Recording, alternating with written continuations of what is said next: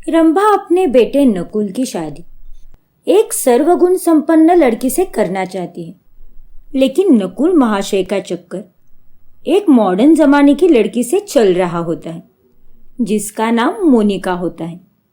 मोनिका, तुम्हें मेरी बीवी और मेरे माँ की बहू बनने के लिए एक साधारण सुशील घरेलू लड़की बनना ही होगा, जो कि तुम कतई नहीं हो। तो इसका मतलब ये है कि हम दोनों शादी नहीं कर पाएंगे। हाँ मोनिका डार्लिंग, हमें जुदा होना पड़ेगा। नहीं, ऐसा नहीं हो सकता नकुल। मोनिका बहुत परेशान हो जाती है, लेकिन फिर बाद में वो अपने प्यार नकुल के लिए अपनी सारी ख्वाहिशों का बलिदान करके एक घरेलू साधारण लड़की बनने के लिए राजी हो जाती है। और कुछ ही दिनों में नकुल और मोनिका की शादी हो जाती है। पाए लागू माँ जी। हाँ हाँ बहू रानी, सदा सुहागन रहो। सच में तुम्हारे ही जैसी बहू चाहिए थी मुझे, जो सूती साड़ी पहने, बड़ों का आदर सम्मान करे और साथ ही बढ़िया सा खाना भी बनाए। थैंक यू मोनिका, मेरे लिए अपने आप को चेंज करने के लिए। अब इस नकुल को क्या बताऊं? ये तो बस मेरा 2 दिन का नाटक है, क्योंकि मैं यहाँ कुछ ऐसा कांड करने आई हूँ जिससे सारी काया पलटने वाली है। फिर मोनिका अगले दिन रंभा के आई ड्रॉप में एक ऐसी दवाई मिलाती है जिसके कारण रंभा जब आंखों में ड्रॉप्स डालती है तभी उसकी आंखों की रोशनी चली जाती है और वो अंधी बन जाती है। नहीं नकुल, मोनिका बहू, मैं अंधी हो गई रे। क्या हुआ माँ जी? आप इतना चिल्ला क्यों रही है? कोई भूकंप आ गया क्या? अरे नहीं बहू, मुझे कुछ भी दिखाई नहीं दे रहा, मैं तो अंधी हो गई। क्या?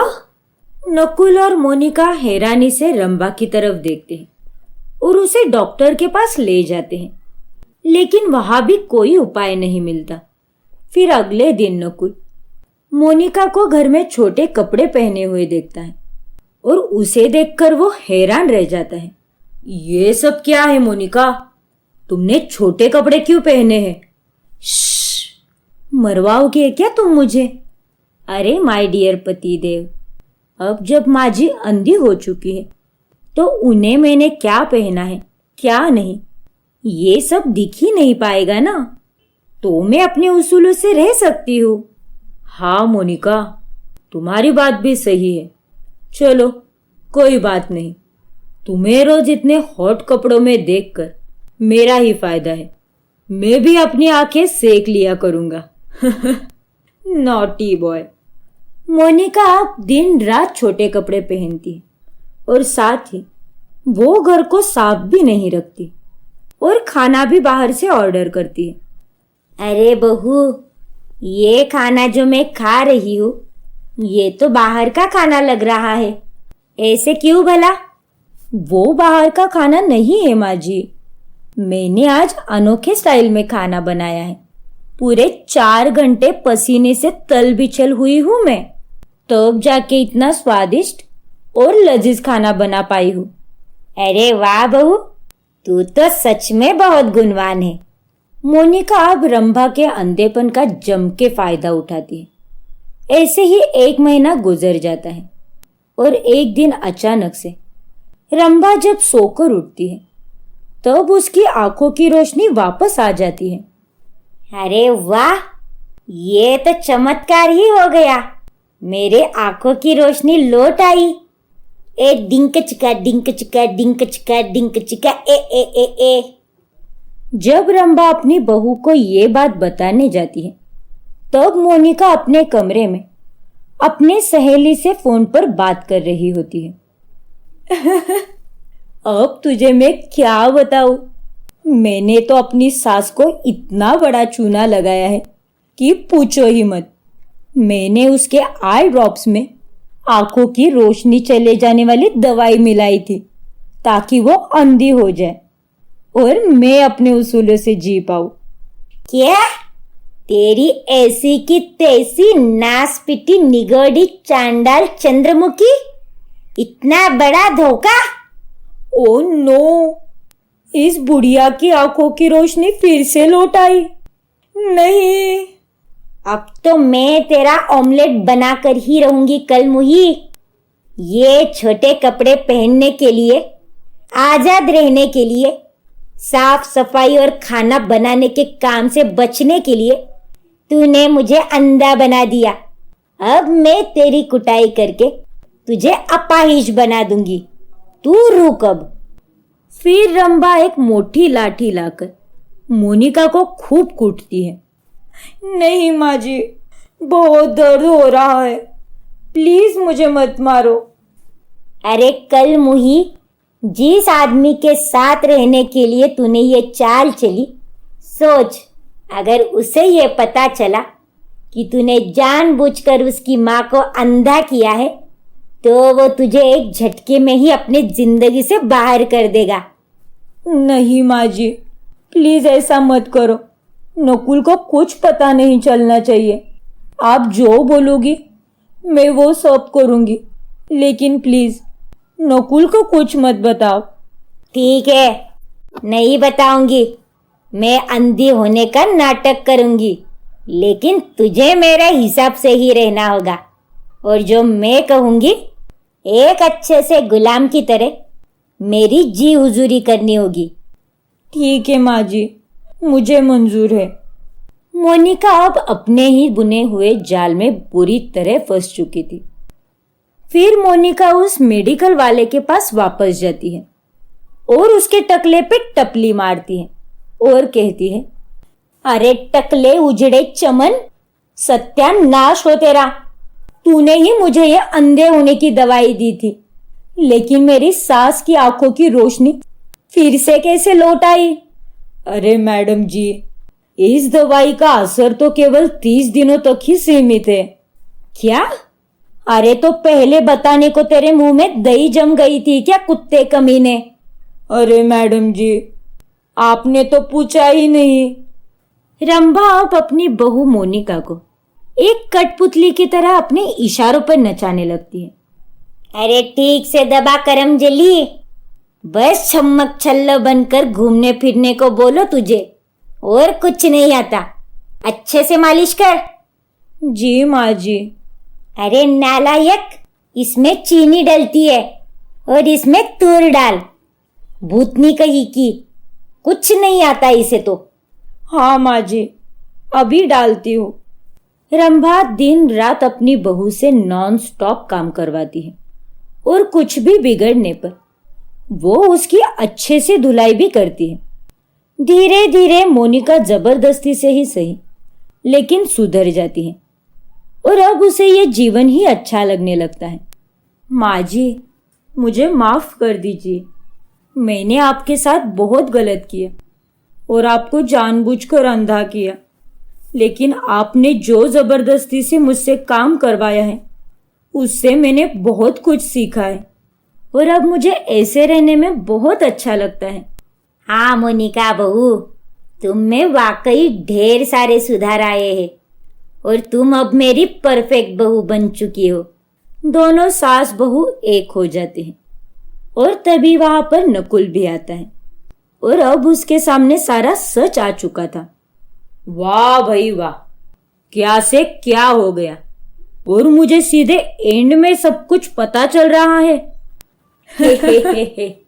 वेल, जो हुआ सो हुआ, अंत भला तो सब भला। तीनों हंसते हैं और फिर सास बहू दोनों साथ में खुशी खुशी से रहने लगती है। सोनाली एक अमीर घर की लड़की थी। उसने अपने परिवार के खिलाफ जाकर अमर नाम के एक गरीब लड़के से शादी की थी। शुरुआत के दिनों में सब अच्छा चल रहा था। अमर की माँ घर का सारा काम करती थी। सोनाली को काम करने की आदत ना होने की वजह से उसे अमर के घर वाले कोई काम नहीं बताते थे। वो सोनाली का अपनी बेटी की तरह ख्याल रखते थे। अमर भी एक कंपनी में काम करता था। अमर, घर में बैठकर मैं बहुत बोर हो गई हूँ, चलो ना कहीं बाहर घूम के आते हैं। फिर वो दोनों बाहर घूमने चले जाते हैं। अरे वो ड्रेस देखो ना, कितनी सुंदर है। मुझे वो ड्रेस दे दो ना खरीद के। फिर वो दोनों वो ड्रेस खरीदने अंदर चले जाते हैं। ड्रेस की प्राइस देखकर अमर दंग रह जाता है। बाप रे, इतने पैसों में तो मेरे घर का हफ्ते भर का राशन निकल जाएगा। इतनी कंजूसी क्यों कर रहे हो अमर? ये ड्रेस इतनी महंगी भी नहीं है, दे दो ना प्लीज। लेकिन सोनाली, अभी मेरे पास इतने पैसे नहीं है।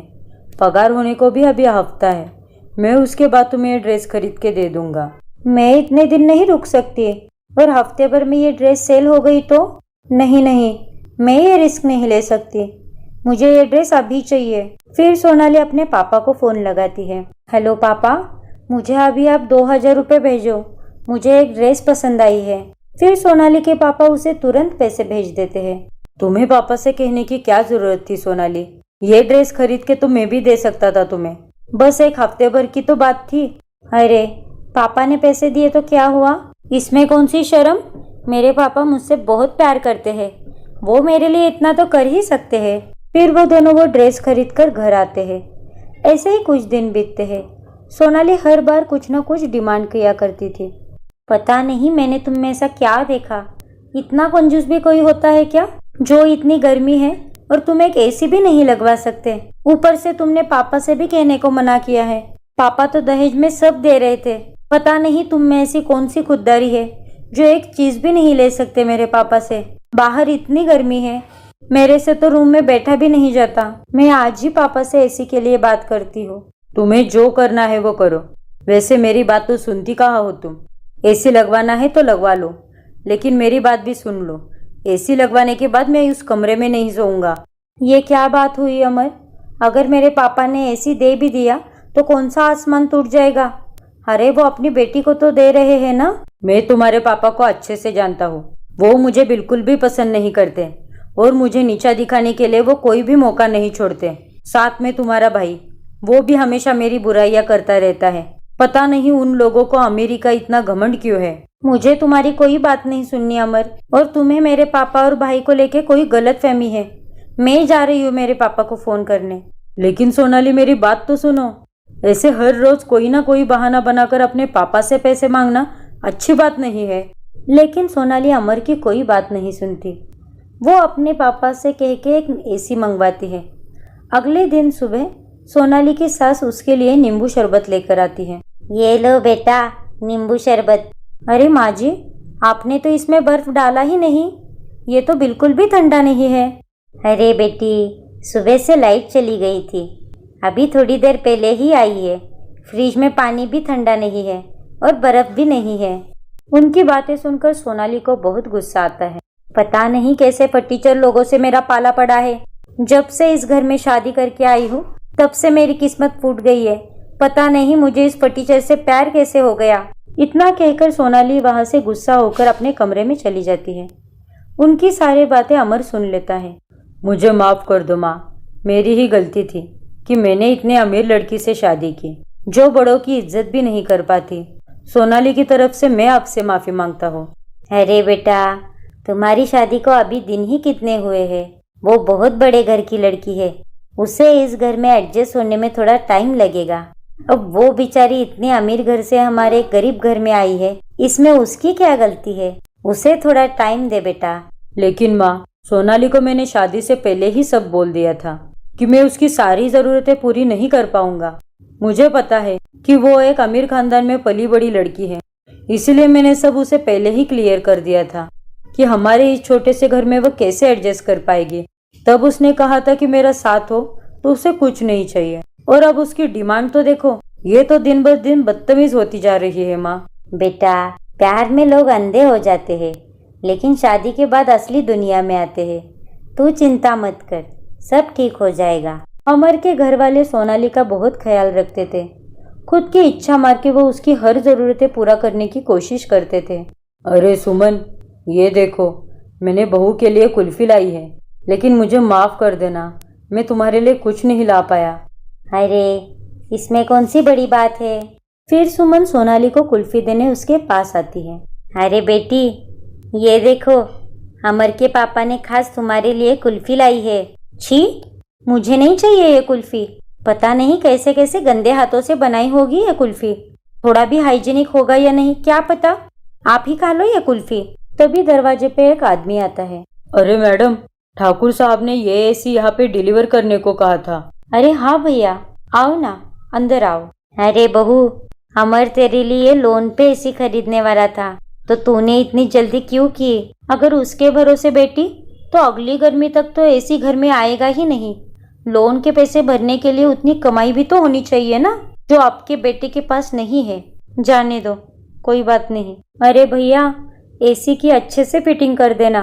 एसी की फिटिंग होने के बाद सोनाली अपने पापा को फोन करती है। हेलो पापा, एसी आ गया है, फिटिंग भी हो गई है। थैंक यू सो मच पापा। अरे सोनाली, ये क्या? मैंने तुमसे कहा था ना कि मैं एसी लगवा दूंगा। तुम हर बार अपने पापा को मौका क्यों देती हो मुझे नीचा दिखाने का? देखो अमर, तुमने पापा को समझा ही नहीं। एक तो वो हमारी कितनी चिंता करते हैं। देखो ना, अभी एक फ़ोन कॉल पर ही घर में एसी आ गया। पता नहीं तुम्हें उनसे क्या प्रॉब्लम है। जाने दो, तुम एसी की ठंडी हवा खाओ। मैं अभी तुम्हारे लिए चाय लेकर आती हूँ। फिर रात को सोनाली अपने रूम में एसी चलाकर सो जाती है, लेकिन अमर को नींद आती ही नहीं। कैसे आती? उसकी खुददारी को चोट जो लगी थी। फिर वो अपने माता पिता के कमरे में आता है। अरे क्या हुआ बेटा, सोया नहीं अभी तक? नहीं माँ, पता नहीं इसकी हर एक ज़रूरत कैसे पूरी कर पाएंगे हम। अब तो उसके पापा से कह के भी उसने एसी लगवाया है। पता नहीं इस महीने का बिजली का बिल कितना आएगा। इसे तो ये भी नहीं पता कि इसके पापा पैसे को लेकर मुझे कितने ताने मारते हैं। मैं जानती हूँ बेटा कि तू दिन रात कितनी मेहनत करके पैसे कमाता है। तू एक काम कर, मेरे गहने बेचकर सोनाली के पापा के पैसे लौटा दे। अरे माँ, तू क्या पागल हो गई है क्या? तूने सोचा भी कैसे कि मैं तेरे गहने बेच दूंगा? तू चिंता मत कर, मैं कोई और रास्ता निकाल लूंगा। फिर अगले दिन सुबह, अमर सुनो ना, कल मेरे भाभी का जन्मदिन है। भैया ने उनके लिए सरप्राइज बर्थडे पार्टी रखी है। हम सबको बुलाया है वहाँ। मेरा बिल्कुल भी जाने का मन नहीं है सोनाली, तुम अकेली ही चली जाओ। पहले तो तुम कहते थे कि पापा और भाई तुम्हारी हमेशा बुराई करते हैं। अब वो तुम्हें इतनी इज्जत देकर बुला रहे हैं और अब तुम मना कर रहे हो। बेटा अमर, अब वो इतना कह रही है तो मान जाओ ना। वैसे भी वो हमारे समधी लगते हैं, ऐसे उन्हें मना करना अच्छा नहीं लगता बेटा। ठीक है माँ, अगर आप कहती हो तो हम ज़रूर चलेंगे। फिर सोनाली सबके साथ मिलकर अपने पापा के घर आती है। हैप्पी बर्थडे भाभी। Thank you so much Sonali. ये देख तेरे भाई ने मुझे क्या गिफ्ट किया है, डायमंड नेकलेस। मैंने उससे बस डायमंड की अंगूठी मांगी थी, लेकिन उसने मुझे पूरा नेकलेस ही ला कर दिया। देख तेरा भाई मेरा कितना ख्याल रखता है। तेरा पति रखता है क्या तेरा इतना ख्याल? अरे हाँ भाभी, वो तो मेरा बहुत ही ज़्यादा ख्याल रखते हैं। सोनाली को अपने भाभी से जलन होने लगती है। फिर वो अपने मम्मी पापा के पास आती है। पता नहीं ये लड़की कब सुधरेगी। इसके तो हर रोज कोई ना कोई नई नई डिमांड रहती है। इसकी डिमांड पूरी करते करते तो हम एक ना एक दिन कंगाल हो जाएंगे। तभी वहाँ पर सोनाली आती है। क्या हुआ माँ, क्या किया भाभी ने? अब क्या बताऊँ बेटा, शादी हमेशा बराबरी वालों में ही होनी चाहिए। एक तो हमने इतने अमीर बहू लाकर सबसे बड़ी गलती की है। हर बार पैसों का रोब झाड़ती रहती है, घर का एक काम नहीं करती। कल तो इसने हद ही कर दी। सोहम से कहा कि अगर उसने डायमंड का नेकलेस नहीं दिया तो वो ये घर छोड़कर हमेशा के लिए मायके चली जाएगी। हर बार ऐसी धमकी देती रहती है। उसके बर्ताव के कारण तो हम तो परेशान हो गए हैं बेटा। अपनी माँ की बातें सुनकर सोनाली को अपनी गलती का एहसास होता है। उसे पता चल जाता है कि उसने भी अनजाने में अपने भाभी जैसा ही बर्ताव किया है। पार्टी होने के बाद वो अपने घर वालों से माफ़ी मांगती है। मुझे माफ़ कर दो अमर, मैंने तुम्हारा दिल दुखाया है। आज तक तुम मेरी हर ज़रूरत का ख्याल रखते आए हो, लेकिन मैं ही तुम्हें समझ नहीं पाई। मैंने तो माँ जी और पापा जी का भी दिल दुखाया है। आप दोनों ने तो मेरी हर इच्छा पूरी करने की कोशिश की है, लेकिन मैंने ही आपसे बदतमीजी से बात करके आपका दिल दुखाया है।